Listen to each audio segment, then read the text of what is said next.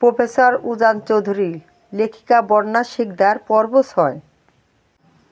মৌয়ের মুখে এই কথাটা শোনা মাত্রই উজান বিষম খেল। সে কাশতে কাশতে ল্যাপটপটা একপাশে সরিয়ে নিজের চোখ দুটো বড় বড় ও রাঙিয়ে চেঁচিয়ে বলে উঠল, এই অভদ্র মেয়ে, তোমার আমি ধরলাম কখন যে ছেড়ে দেব? মৌ লাজুক হাসি দিয়ে বলতে লাগে, না মানে, আপনি একদিন এমন করবেন তো, তাই আগে ভাগেই প্র্যাকটিস করছি। শয়তানের হাড্ডি বলে কি? এই বলেই উজান ক্ষিপ্ত পায়ে মৌয়ের পিছু নিল তাকে ধরার জন্য। মৌ খিলখিল করে হেসে এক লাফে সরে গেল। উজানের দমবার পাত্র নয়, সেও তার পিছু দৌড়াতে লাগলো। মৌ পুরো রুম জুড়ে প্রজাপতির মতো এদিক থেকে ওদিক ছুটে বেড়াতে লাগলো। উজানের হাত থেকে বাঁচতে তার এই চিলতে ছটফটানি দেখে উজান মাঝপথে নেমে গিয়ে চেঁচিয়ে উঠল, এই ইডিয়েট, দাঁড়াও বলছি।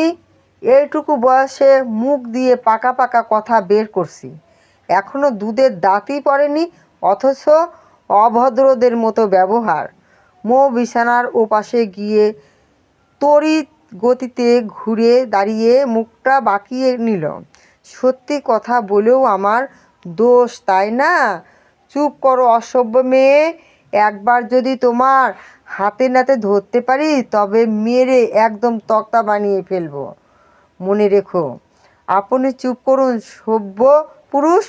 এই বলেই কথা ছাড়া আর কী বা পারেন? ননসেন্স বলে কি? এমন বেয়াদব মেয়ে আমার কপালে জুটতে হলো? হে মামুদ, দয়া করে হয় তুমি আমাকে নিজের কাছে তুলে নাও, নয়তো এই খচ্চর মেয়েটাকে তুলে নাও। কথাটা মুখ থেকে বের হওয়া মাত্রই উজান নিজের কেমন যেন থতমত খেয়ে থেমে গেল। এদিকে মৌ দৌড়াতে দৌড়াতে মাঝপথেই থমকে দাঁড়িয়ে উজানের দিকে তাকিয়ে মুখটা বিশ্রীভাবে ভাঙালো। তারপর বিছানার অন্য পাশে গিয়ে দু হাতে নিজের কোমর শক্ত করে চেপে ধরে কর্কশ গলায় আওড়ালো, অন্যদের ভাতার তার বউয়ের সাথে কত রোমান্স করে, অথচ আমার ভাতার আমাকে দু চোখে সহ্য করতে পারে না। আচ্ছা সত্যি করে বলুন তো, আপনার সিস্টেমে কোনো প্রবলেম নেই তো আবার? নয়তো আমাকে বারবার উপরে তুলে দিতে কেন বলেন? উজানের জোড়া ভ্রু এবার কুঁচকে গেল। রাগে তার কপালের গলায় শিরাগুলো স্পষ্ট ফুলে উঠেছে। এই মেয়েটা দিন দিন কতটা বেশরম আর অবাধ্য হয়ে যাচ্ছে। বয়সে সে মৌয়ের চেয়ে বেশ অনেকটা বড়, অথচ মেয়েটার মনে সেই নিয়ে বিন্দুমাত্র ভয় বা সমীহ নেই। আচমকায় উজান আর কোনো কথা না বলে বাঘের মতো ক্ষিপ্ত গতিতে বিছানা পার হয়ে মৌকে ধরার জন্য ঝাঁপিয়ে পড়ল। মৌ বিপদ টের পেয়ে পালানোর জন্য যেই না উল্টো দিকে এক দৌড় দিতে চাইল, ঠিক তখনই উজানের শক্ত হাতের টানে ভারসাম্য হারিয়ে সে সোজা বিছানার উপর হুড়মুড় খেয়ে আছড়ে পড়ল। আর ঠিক একই সাথে নিজের শরীরের নিয়ন্ত্রণ হারিয়ে মৌয়ের ঠিক গায়ের উপর গিয়ে আছড়ে পড়ল উজান। আকস্মিক এই পতনে তীব্র ভয়ে আর লজ্জায় মুহূর্তের মধ্যে নিজের চোখ মুখ খিঁচে বন্ধ করে নিল মৌ। আর ঠিক তখনই উজানের ঠোঁট দুটো গিয়ে সরাসরি স্পর্শ করল মৌয়ের নরম ঠোঁটের কোল। মুহূর্তের মধ্যেই মৌ যেন স্তব্ধ হয়ে গেল। তার সারা শরীরের ভেতর এক তীব্র অদ্ভুত অচেনা শিহরণ বিদ্যুৎ বেগে বয়ে গেল। সে নিজের দু হাত দিয়ে বেডশিট শক্ত করে খামচে ধরল। তার বুকের ভেতরের হৃৎপিণ্ডটা যেন আজ খাঁচা ভেঙে বেরিয়ে আসার জন্য পাগলের মতো লাফাচ্ছে। এদিকে উজান নিজের ঠোঁটে মৌয়ের উষ্ণ ছোঁয়া পেতেই কেমন যেন অবশ হয়ে গেল। মৌয়ের ওই অকুল ভীতু আর লালচে হয়ে যাওয়া মুখটার দিকে তাকিয়ে উজান যেন এক পলকে অন্য কোনো এক চেনা অচেনা মায়াবী জগতে হারিয়ে গেল। সে পলকহীন স্থির দৃষ্টিতে তাকিয়ে রইল মোয়ের মুখের দিকে। তার গভীর চোখ জোড়া হুট করেই আটকে গেল মোয়ের ঠোঁটের ঠিক কোণার থাকা ছোট কুচকুচে কালো তিলটার উপর। আবছা আলোয় তিলটা মেয়েটার মায়াবী মুখে বড্ড বেশি মানিয়েছে। উজান যুক্তির খাতিরে নিজেকে সরিয়ে নিতে চাইল, কিন্তু তার অবাধ্য মন ও শরীর যেন বারবার এই মায়াবিনীর দিকেই তীব্রভাবে আসক্ত হয়ে পড়েছে। এক অদ্ভুত অনুভূতিতে তার ভেতরটা তোলপাড় হতে লাগল। যে মেয়েটা সারাদিন তাকে জ্বালিয়ে শেষ করে ফেলে, ঠিক এই মুহূর্তে তাকে পৃথিবীর শ্রেষ্ঠ শান্ত ও পবিত্র মায়াবিনী বলে মনে হচ্ছে উজানের। ঠিক তখনই নীরবতা ভেঙে মোয়ের চোখের পাতা দুটো ধীরে ধীরে খুলে গেল এবং উজানের কানের কাছে অত্যন্ত ফিসফিসানি ও ভেজা গলায় ভেসে এলো, ভালোবেসে ফেললেন নাকি মিস্টার প্রফেসর? মোয়ের এই চঞ্চল কথার মুহূর্তের মধ্যে ঘোর কাটল উজানের। সে তীব্রভাবে হকচকিয়ে উঠে শটান বিছানার উপর দাঁড়িয়ে পড়ল। নিজেকে দ্রুত সামলে নিয়ে যে যখনই রুম ছেড়ে দূরে সরে যেতে চাইল, ঠিক তখনই বিদ্যুৎ গতিতে মো বিছানা থেকে উঠে উজানের হাতটা শক্ত করে টেনে ধরল।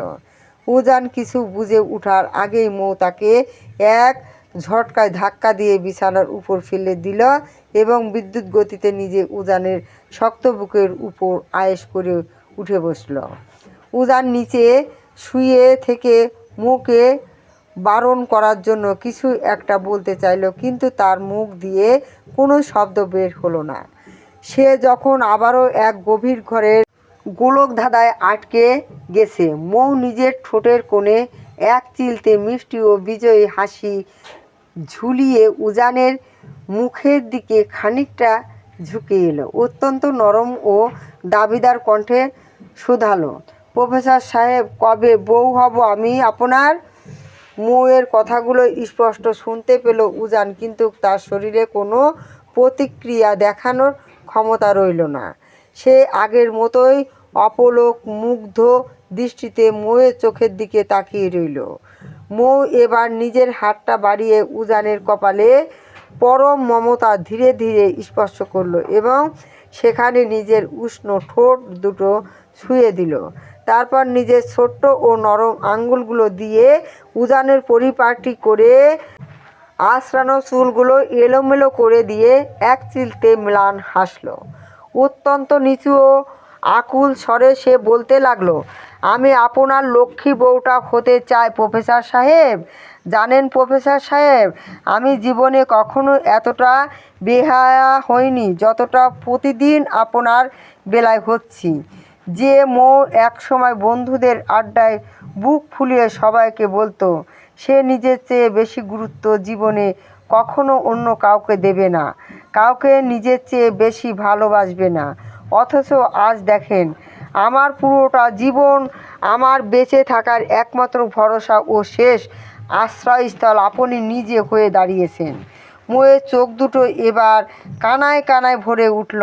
সে উজানের শার্টের বোতামটা নিজের আঙুলে জড়াতে জড়াতে আরও ভাঙা গলায় বলল, খুব ইচ্ছে হয় জানেন আপনার ওই গম্ভীর মুখ থেকে অন্তত একটি বারের জন্য হলো ভালোবাসি শব্দটা শুনতে।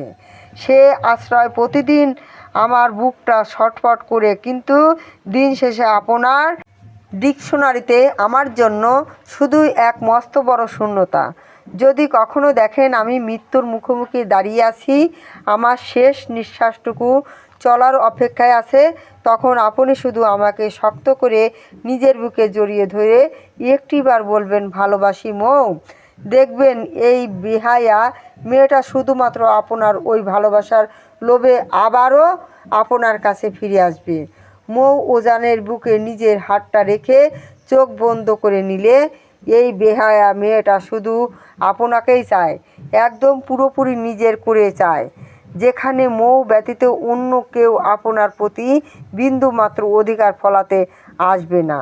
ভালোবাসি প্রফেসর সাহেব, ভীষণ ভীষণ ভীষণ ভালোবাসি আপনাকে। উজান তখনও আগের মতোই নিথর দৃষ্টিতে মুয়ের দিকে তাকিয়ে রইল। এতকাল এই মেয়েটার প্রতিটা বাচ্চামো আর পাগলামিতে সে ভীষণ বিরক্ত হতো। তার প্রতিটা কথা তার কানে কর্কশ শোনাতো, অথচ আজ কেন জানি তার একটুও বিরক্তি লাগলো না, বরং তার অবাধ্য মন বলছিল এই বেহায়া মেয়েটার চোখের দিকে তাকিয়ে এভাবেই পুরোটা জীবন পার করে দেওয়া যায়। এই মুহূর্তেই উজান নিজের ভেতরের প্রবল পুরুষালী ঘোর কাটিয়ে উঠল। সে মৌকে আলতু করে নিজের বুকের থেকে নামিয়ে বিছানার উপর সোজা করে বসালো এবং নিজে তার একদম মুখোমুখি বসল। মৌয়ের অশ্রু সজল চোখের দিকে সরাসরি নিজের স্থির চোখ রেখে অত্যন্ত দৃঢ় ও গম্ভীর কণ্ঠে আওড়ালো, শোনো মেয়ে, ভালোবাসা কোনো ছেলে খেলা বা পুতুল খেলার নাম নয়। তুমি এখনো বড্ড ছোট্ট, ইম্যাচিউর, তাই তুমি ভালোবাসার আসল নির্মম মানে জানো না।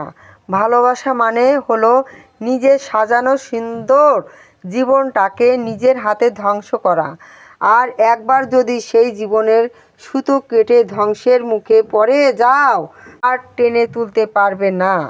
মৌ নিজের চোখের কোণের অশ্রুটা হাতের উল্টো পিঠ দিয়ে মুছে নিল।